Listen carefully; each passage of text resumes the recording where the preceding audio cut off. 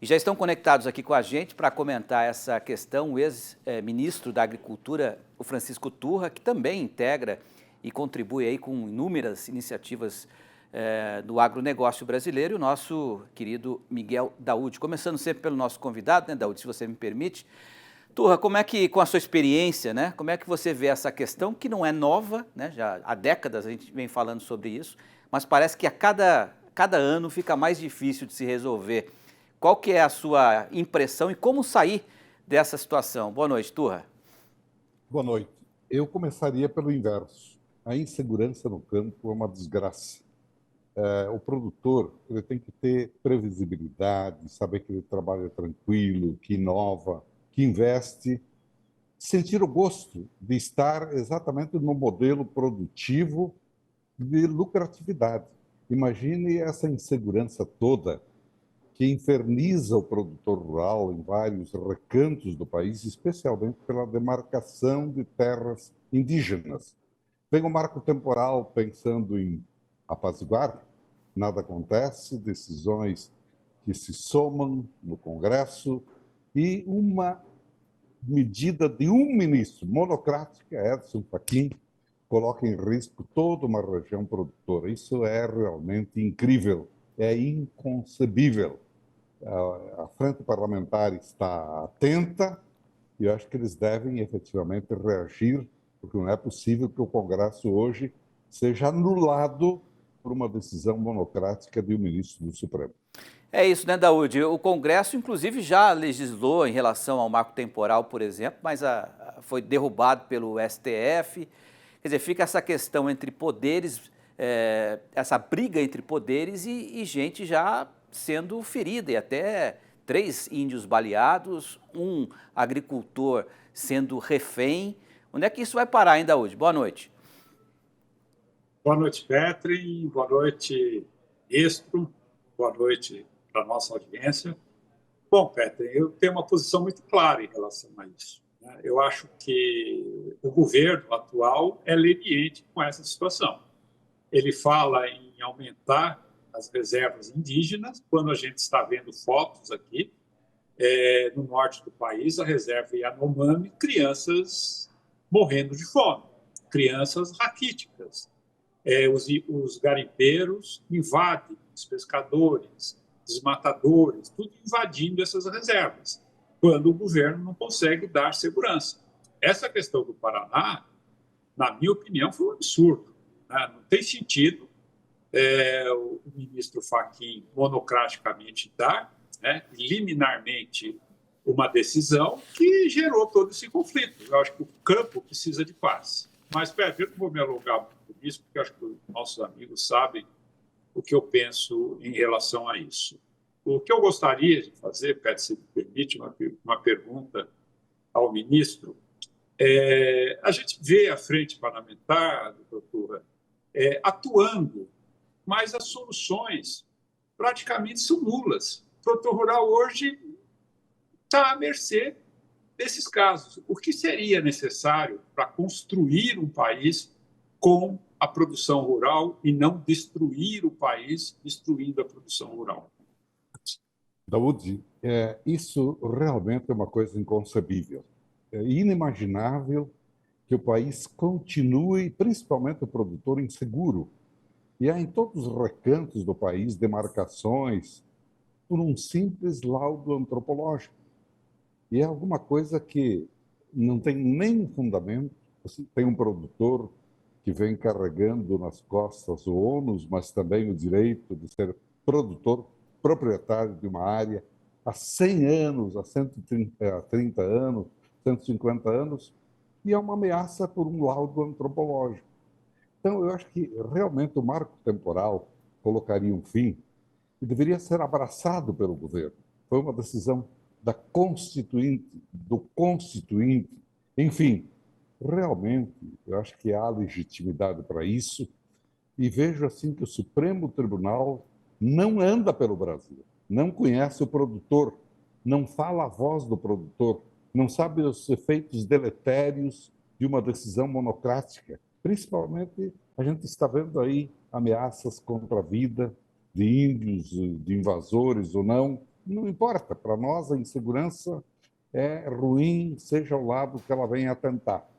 E uma decisão faz com que Guaíra vire um campo de guerra, quando é uma região produtora, de alta qualidade, inovação, tecnologia, aplicação. Eu pergunto, e se isso acontecer nos recantos anunciados do país? Que valerá a propriedade, direito de propriedade? Nós vamos continuar em litígio, isso é muito ruim. Está na hora, efetivamente, do governo assumir uma postura de dar tranquilidade, segurança jurídica ao homem do campo.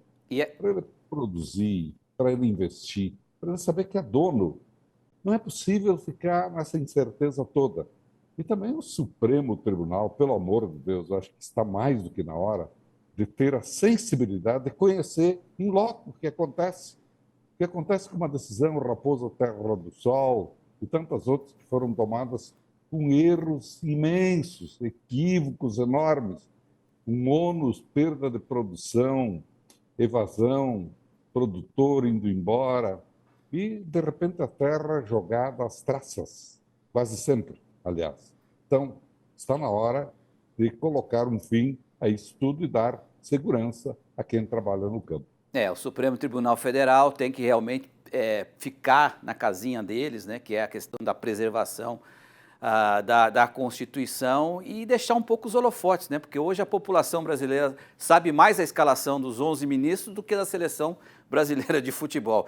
Agora, como é que ficam os investidores, né, Turra? O Brasil precisa tanto de investimento em estradas, em infraestrutura, para crescer o agronegócio, que é responsável por 30% do PIB.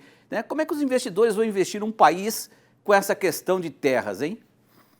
Boa pergunta. Eu acho que não apenas o investidor, mas nem mesmo o proprietário ameaçado se anima a buscar um crédito, fazer alguma coisa nova.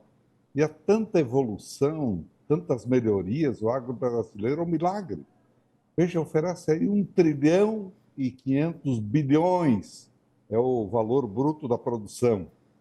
Quando nós vamos num supermercado, em todas as gôndolas, mesmo na pandemia, alimento abundante, estamos exportando, um futuro brilhante para o agro, para o produtor, para a cadeia como um todo. Então, eu acho que isso tudo tem um reflexo enorme. E, mais do que tudo, a descrença de países que veem no Brasil esse defeito tão sério da ameaça ao direito de propriedade. Isso. Não parece um país democrático. Isso. Não parece. Daúde, pois não. Não, Petri, eu só queria fazer um comentário que eu acho que cabe aqui. O ministro colocou a questão do laudo antropológico. Vocês sabem que o Canal Rural é muito assistido nos meios urbanos, nos grandes centros urbanos. O que o ministro disse que existe um laudo antropológico. Como é que é feito esse laudo antropológico? Eu vou citar um fato verdadeiro, que não é fake news, é um fato seríssimo. Uma antropóloga precisou fazer, foi convocada para fazer um laudo, porque ela tem que fazer um laudo, o antropólogo, dizendo aqui, olha, isso aqui é terra indígena, e o índio precisa ficar com essa parte, com aquela parte, porque ele precisa caçar, ele precisa pescar, ele precisa ter esta terra em poder dele. E esse laudo é que dá o embasamento para se decidir o que é uma reserva indígena ou não. Teve um caso que a antropóloga sentou com o cacique, tomaram aquele chá de Santo Daime, né, aquele chá alucinógeno, e aí, depois do chá, ela decidiu qual seria. Se eu não me engano, não sei se o ministro sabe, é uma área, acho que no Rio Grande do Sul, ali próximo do Paraná. E está lá até hoje uma área indígena que foi decidida por um laudo antropológico em que a antropóloga, antes de dar o laudo, tomou um alucinógeno, que é o chá de Santo Daime, e definiu por isso. E aí, vejam vocês a origem desse laudo antropológico que foi concedido. Exatamente. E se fosse seguir esse exemplo, eu acho que há muitos casos assim, nós teríamos em qualquer quadrante desse país alguma coisa que pudesse ser objeto de análise de um laudo antropológico. O pátio do colégio aqui em São Paulo, inclusive. Sim. Então, nós temos aí em todo o Brasil essa insegurança exatamente por isso.